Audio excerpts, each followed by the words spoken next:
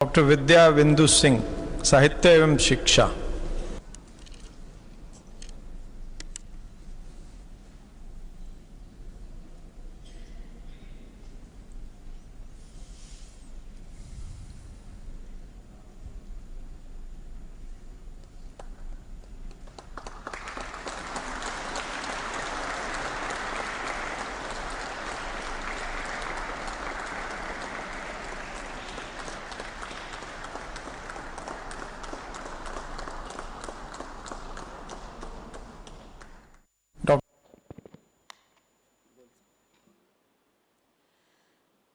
सिया राम मैं सब जग जानी, करऊं प्रणाम जोर जुग पानी।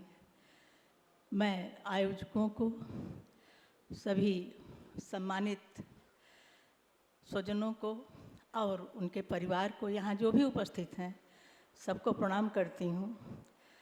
गोस्वामी जी ने भवानी शंकरो वंदे श्रद्धा विश्वास रूपिणो से शुरू की है। इस परिवार के माता पिता यहाँ इस समय पता नहीं है कि नहीं, लेकिन उनके प्रति कृतज्ञता व्यक्त करती हूँ जिन्होंने भगीरथ जैसा पुत्र पाने का प्रयास किया, माँ से वंदना की। भगीरथ प्रयास गंगा को धरती पर लाने के लिए जो भगीरथ ने किया, उनकी यशगाथा आज तक लोग गा रहे हैं। एक लोकगीत है हमारे यहाँ गाया जाता है, गंगा से मांगती है माँ मैया देहु भगीरथ पूत जगत जस गावई हो, सोहर है। तो उनकी प्रार्थना सुनी और हमारे भाई साहू जी के रूप में एक भगीरथ को उन्होंने जन्म दिया। आपने अपने व्याख्यान में कहा था कि कोई भी सम्मान चुनौती देता है। सचमुच ये अपने आत्मालोचन के लिए और आगे की राह तलाशने के लिए एक चुनौती है। मेरे पिता ने भी चुनौती दी थी। मेरे बचपन में लड़कियों को पढ़ाने के लिए बहुत, खासकर जमींदार परिवारों में, क्षत्रियों में बहुत बंधन थे। मेरे पिताजी ने जब मुझे सबका विरोध करके पढ़ाया और ये चुनौती दी कि बेटा तुमको ये सिद्ध करना है कि पढ़ लिख करके लड़कियां बिगड़ती नहीं हैं, जिससे कि तुम्हारी आगे की बहनों की शिक्षा की राह खुले। और मैंने अपने पिता के इस चुनौती को गांठ में रखा और प्रयास किया कि मेरी वजह से किसी को पढ़ी लिखी लड़कियों पर उंगली उठाने की आवश्यकता न पड़े। मेरे गुरु ने चुनौती दी कि विधाता जिसके हाथ में कलम पकड़ाता है उसे सारी दुनिया का दर्द दे देता है। उस चुनौती को भी मैंने प्रणाम किया और जैसा भाई साहू जी ने सिद्ध किया, मेरे हाथ में कलम आई, उनके हाथ में लक्ष्मी आई और लक्ष्मी के साथ साथ सारे समाज का दर्द उनके मन में बसा। इसलिए मैं ऐसे भाई को प्रणाम करती हूँ। मेरी माँ ने चुनौती सौंपी कि तुम्हें गांव के जितनी बेटियां हैं सबको कुछ न कुछ सिखाना है। कोई भी बीमार है गांव में या बुजुर्ग है गांव में जिसके घर सेवा करने वाला नहीं है, वहाँ जा कर के तुम्हें उनकी सेवा करनी है। और मैंने घर गृहस्थी का सारा गुण अपने पड़ोस की उन वृद्ध महिलाओं की सेवा करके सीखा जो हमारे गांव में अकेली रहती थीं या जिनके घर में उनका तिरस्कार होता था। तो ये मुझे मेरी माँ ने चुनौती सौंपी थी। मेरे पति ने चुनौती सौंपी कि तुमको लोहा बनना है, अपने आप को लोहा सिद्ध करना है अगर समाज के लिए कुछ करना है।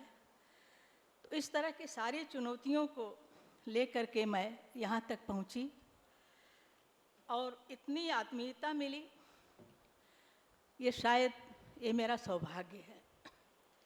मेरे ससुर जी स्वतंत्रता सेनानी थे। उन्होंने मुझसे जब पहली बार बहू खाना बनाती है तो नेक दिया जाता है, तो उन्होंने कहा तुम्हें क्या मांगना है बेटा मांग लो। मैंने कहा मुझे पढ़ने की, आगे पढ़ने की अनुमति दे दीजिए। मैं बीएम पढ़ रही तभी विवाह हो गया था। बहुत ज़ोर से हंसे, बोले अच्छा जाओ पढ़ लो लेकिन नौकरी नहीं करना है। फिर बाद में वो नौकरी के लिए भी राजी हो गए और उनकी आज्ञा मुझे मिल गई। भारत की ये त्रासदी है कि यहाँ परिवार का विघटन इतना ज़बरदस्त हो रहा है, संयुक्त परिवार ऐसे टूट रहे हैं कि आज एकल परिवार भी खंड खंड हो गए हैं। पति पत्नी और बच्चे भी आपस में अलग अलग हो गए हैं, जो एकल परिवार है। ये परिवार जो आज यहाँ देखने को मिला, इस परिवार को जोड़ने का काम आपके माता पिता को है, आप सभी भाइयों को है, आपके बच्चों को है। और मैं कहती हूँ कि पद्मश्री सम्मान के आगे मेरे प्रिय भाई साहू जी को भारत रत्न मिलना चाहिए। भारत की कुटुंब संस्कृति को बचाने का जो संदेश इन्होंने दिया है। परिवर्तन प्रकृति का नियम है, समाज की धारणाएं बदलती हैं। महाभारत में भी एक प्रसंग आया है कि जल को ठहरना नहीं चाहिए, क्योंकि जल जब ठहर जाता है सड़ाहट पैदा हो जाती है। उसे प्रवाह में रहना चाहिए और उस प्रवाह को सकारात्मक दिशा में ले जाने के लिए यह संस्था, ये आपकी जो कंपनी है, ये जो काम कर रही है, सचमुच ये काबिल तारीफ़ है।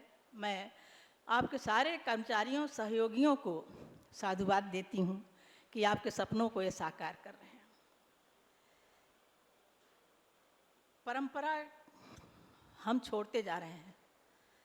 हमारी नई पीढ़ी, वर्तमान पीढ़ी विदेशों की ओर भाग रही है, विदेशों की नकल कर रही है। विदेशों में भी बहुत सारी अच्छाइयाँ हैं, उन्हें अपनाना चाहिए, लेकिन अंधानुकरण नहीं करना चाहिए। हमें अपनी संस्कृति के प्रति गौरवबोध हमारे बच्चों में होना चाहिए। परंपरा का एक पग पीछे होता है और अगला पग आगे होता है, यही प्रगति है, उसका हमेशा ध्यान रखना चाहिए। एक शब्द हमारे यहाँ आता है सिंहावलोकन। सिंहावलोकन का अर्थ एक विहंगम दृष्टि होती है, ऊपर ऊपर से देखी जाती है। सिंहावलोकन का अर्थ है सिंह जब चलता है तो 2-4 कदम चलने के बाद पीछे मुड़कर देखता है। ये पीछे मुड़कर देखना अपनी परंपरा को देखना है और हम क्या छोड़ते आ रहे हैं, उसमें कितना कीमती था, कितना बहुमूल्य था, उसे हम कहाँ तक गंवा चुके हैं और कहाँ तक बचाना है। यह सोच आज की पीढ़ी को देने के लिए इस परिवार को मैं धन्यवाद देना चाहती हूँ कि आपने सिंहावलोकन की दृष्टि पूरे समाज को दी। इस बार इधर 2 वर्षों से, जब से हमारे आदरणीय मोदी जी ने देश की बागडोर संभाली है, ज़मीन से जुड़े लोगों को सम्मान मिला है। हम लोग सोच भी नहीं सकते थे कि जो गांव की संस्कृति को पढ़ रहे हैं, गांव की संस्कृति को जी रहे हैं, उनको भी पद्म सम्मान मिल सकता है।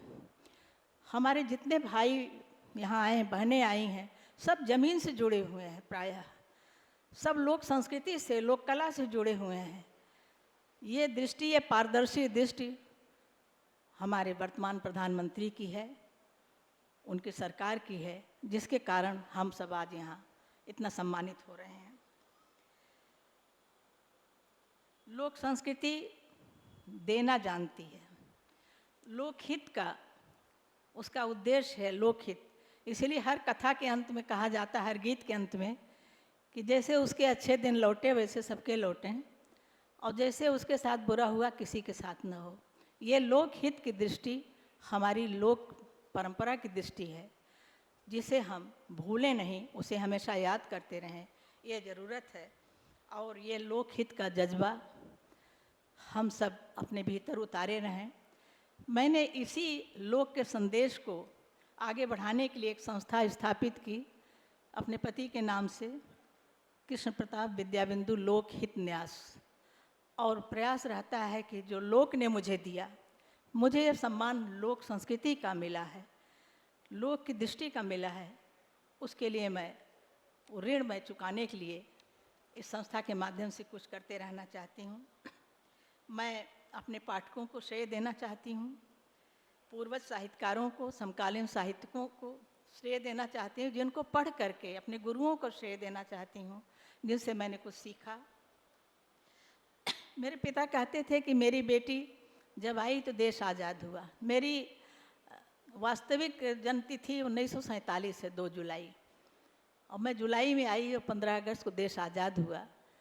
तो वो कहा करते थे कि तुम आई है तो अपनी बहनों को, जो अशिक्षित बहनें हैं, उनको जगाने का और उनकी स्वतंत्रता का बीड़ा तुम्हें उठाना होगा बड़े होकर के। ऐसा उदाहरण पेश करें बेटियां कि लोग उससे स्वीकार करें और उनको महत्व दें। मुझे याद नहीं आता कभी मैं भरनींद सोई होंगी जब से बड़ी हुई। बार बार गोस्वामी तुलसीदास की पंक्तियाँ, डासत ही गई बीत निशा कबहू न नाथ नींद भर सोयो। और ये जगना, ये जागरण का संदेश हमारी बेटियां याद रखें, जो आज की नई पीढ़ी का 8 बजे से पहले सुबह नहीं होती।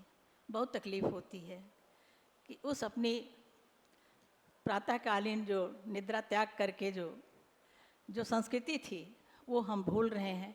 तो मैं अपनी बच्चियों से, अपनी बेटियों से यही कहना चाहती हूँ, बेटों से कहना चाहती हूँ कि आप उस संस्कृति को याद रखें। उसमें जो लोकहित का भाव था, सबके स्वास्थ्य की चिंता थी, उसको, अपनी परंपरा को, उसको याद रखें। और ढोलकिया जी का परिवार बहुत सहज है। कहते हैं कि सहज होना सबसे कठिन है, और आपकी सहजता ने आपकी उपलब्धि इतनी ऊंचाई पर आपको पहुंचाया है। इसलिए सहज होने का प्रयास सबको करना चाहिए। आपकी आत्मीयता अभिभूत करती है। पूरे परिवार ने इतना प्रेम दिया कि हम सारे लोग जो यहाँ आए हैं, हमारे पास शब्द नहीं है कि अपनी भावनाओं को हम कितना महसूस कर रहे हैं उसको व्यक्त कर सकें। आपका परिवार इसी तरह प्रकाश की किरणें बिखेरता रहे, यही शुभकामना है। हमारे यहाँ हर मंगल कार्य पर ढोलक बजती है। आपके नाम के आगे ढोलकिया शब्द जो है, ये भी एक संदेश देता है। ढोलक पूजी जाती है। जब कोई भी शुभ संस्कार होता है तो ढोलक पूजी जाती है, और कहते हैं ढोलक रानी मोरे नित्य उठियायु। हमारे यहाँ नित्य आना, ढोलक रानी, भय में आना, मुंडन में आना, जंग्योपवीत में आना, विवाह में आना, हमारे पुत्रों के यहाँ आना, हमारे पोतों को, नातियों के यहाँ आना, पनातियों के यहाँ, छनातियों के यहाँ भी आना, ढोलक रानी मोरे नित्य उठियाना। तो ये ढोलक की उमंग की जो शुभकामना की गूंज है, आपका परिवार इसी तरह प्रसारित करता रहे। ये भी माँ भगवती से मैं प्रार्थना करती हूँ। हमारे यहाँ परार्थ भाव के लिए लोक संस्कृति में बहुत अच्छे अच्छे गीत हैं। एक गीत है जिसमें कहा गया है कि कुआं खुदाए कौन फल है मोरे साहब। साहब यहाँ ईश्वर को संबोधित है, कबीर से आई है इस शब्दावली। कुआं खुदाने का क्या फल है कि झोंकवन भरे पनिहार तबे फल हुई हैं, और सगरा खुदाए कौन फल है मोरे साहब, गौआ पिए जूड़ पानी तबे फल हुई हैं। और बगिया लगाए कौन फल है मोरे साहब, राही बाटे अमुआ जो खाई हैं तबे फल हुई हैं। राह चलते लोग आम खाएंगे। ये तीनों ही काम हमारे भाई ने, उनके परिवार ने किया है। और माँ कहती है, माँ के लिए, पुतवा के जन्म में कौन फल है मोरे साहब, दुनिया आनंद जब होई तबे फल हुई हैं। केवल अपने परिवार के लिए जो पुत्र जन्म लेता है उसका जीवन सार्थक नहीं है। उसके जन्म लेने से सारे संसार को आनंद मिले, उस पुत्र का जन्म लेना सार्थक है। अपने बारे में क्या कहूँ, हमारे छोटे भाई साहु जी ने कह दिया, भारत सरकार ने कह दिया, चुनौती हाथ में दे दी। पिता ने कहा था मेरे कि गुड़, कोई भी गुण अगर कूड़े के ढेर पर भी मिले तो उसे ले लेना, और सोने में लिपटा हुआ अगर अवगुण भी आता है तो उसे मत लेना। आपने तो हीरे के ढेर में से गुण निकाले हैं, हीरे को ही नहीं तराशा आपने। मैं कल भी कह रही थी कि आपने मानवों को तराशा है, तमाम लोगों को पथ दिखाया है। आपको मैं प्रणाम करती हूँ। उनकी प्रशंसा सभी लोग इसलिए कर रहे हैं, उन्होंने केवल अपने लिए नहीं, अपने परिवार के लिए ही नहीं सोचा, सबके लिए सोचा। इतने लोगों ने प्रसन्नता व्यक्त की है, उनकी आत्मीयता सबसे बड़ा सम्मान है। हम माँ भगवती से प्रार्थना करते हैं, नवरात्र में उनका दिन चल रहा है, माँ का जो नारी शक्ति का, उसकी पहचान का संदेश देता है, कन्या पूजन का संदेश देता है। तो ये नारी शक्ति का जागरण आपके मन में बना रहे। आपके यहाँ इतनी बच्चियों को देखा मैंने काम करते हुए, तो लगा कि शायद अब नारी कमज़ोर है, ऐसा कहने की हिम्मत कोई नहीं कर पाएगा। मैं आप सबको प्रणाम करते हुए, सबके मन में यहाँ के आचरण से जो शिक्षा मिली है उसको ग्रहण करके अपने अपने क्षेत्र में जा कर के हम सब प्रेरित करें कि ऐसा परिवार होना चाहिए जहाँ बुजुर्गों को सम्मान मिलता है। आज गाँव में देखिए तो जिनको पेंशन मिल रही है उनकी पेंशन तक बच्चे छीन ले रहे हैं और माँ बाप की सेवा नहीं कर रहे हैं, खाली इसलिए उन्हें जिंदा रखा गया है कि उनकी पेंशन मिलती रहे। मैंने विदेशों में देखा, वृद्धाश्रमों में जाकर मैंने कहा आपके यहाँ तो इतनी सुविधा है, यहाँ आप क्यों दुखी हैं? उन्होंने कहा पहले वीकेंड में हमारे बच्चे आते थे मिलने, अब महीने में आने लगे थे, फिर अब साल में आने लगे थे, अब केवल फ़ोन करके हालचाल लेते थे, वो भी अब बंद हो गया है। हम अपने देश में वहाँ अपने बच्चों को बीच तकलीफ़ सह के भी सुखी थे क्योंकि हम अपने बच्चों को देख रहे थे। आज बच्चे अपने बाबा दादी से, नाना नानी से अलग हो गए हैं। ये सबसे बड़ा कष्ट है माँ बाप के लिए भी और उन बच्चों के लिए भी दुर्भाग्य है कि वे उनके संस्कार नहीं पा रहे हैं, उनकी कहानियाँ नहीं सुन पा रहे हैं, उनके गीत नहीं सुन पा रहे हैं। ऐसी भारत की कल्पना नहीं थी वृद्धाश्रम की। तो यहाँ से वृद्धाश्रम की कल्पना को हटाना है और घर को ही माता पिता का मंदिर बनाकर रखना है। मैं सबको प्रणाम करते हुए अपनी बात पूरी करती हूँ। बहुत बहुत धन्यवाद।